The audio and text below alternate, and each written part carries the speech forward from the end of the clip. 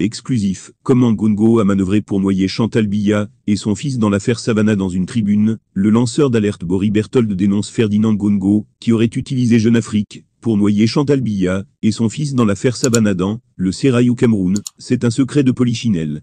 Les membres du gouvernement sont presque unanimes. Le magazine panafricain Jeune Afrique est acquis à la cause de Ferdinand Ngongo, le secrétaire général de la présidence de la République, alia l'homme à la pinque. Chantal Biya, la protectrice de Ferdinand Ngongo, ne le savait peut-être pas. Mais elle en a pris pour son grade le week-end dernier. En effet, dans un article sur l'affaire Savannah Energy, Jeune Afrique tente de présenter Ferdinand Ngongo comme un héros.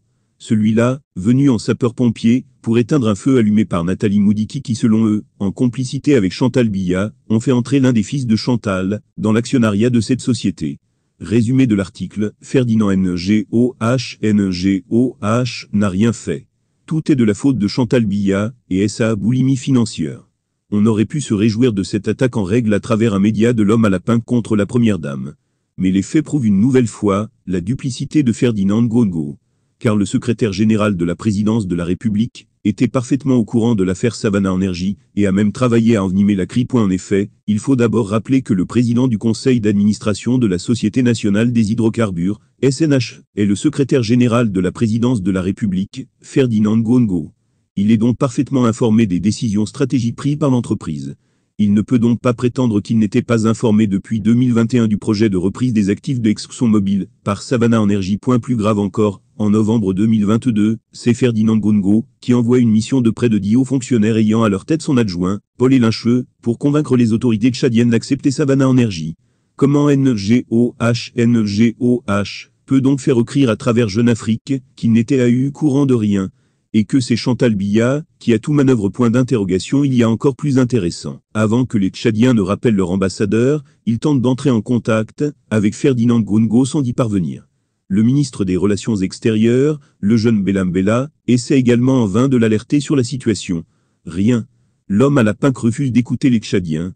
Pourtant, il est parfaitement informé du projet de la SNH de conclure un partenariat avec Savannah pour le rachat des parts de ExxonMobil. Et que les Tchadiens sont vent debout. Point d'exclamation. Sur la base de ces éléments, faire croire aujourd'hui à travers Jeune Afrique qu'ils ne savaient rien, et que c'est Chantal Biya qui a tout manigancé, c'est simplement de la malhonnêteté. Est-ce le début de la fissure entre la première dame et son poulain? Pas du tout.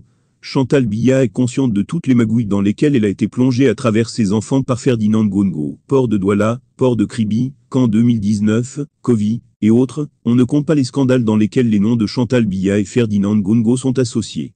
D'ailleurs, l'homme à la pinque s'en vante auprès de ses proches en confiant. Si je tombe, elle sait également ce qu'elle a à perdre. L'homme à la pinque aura donc bien huilé sa stratégie, noyer la femme et les enfants du président dans les magouilles financières, afin de tenir le couple présidentiel. L'homme à la pinque n'a pas seulement développé cette stratégie avec les enfants de Chantal Biya.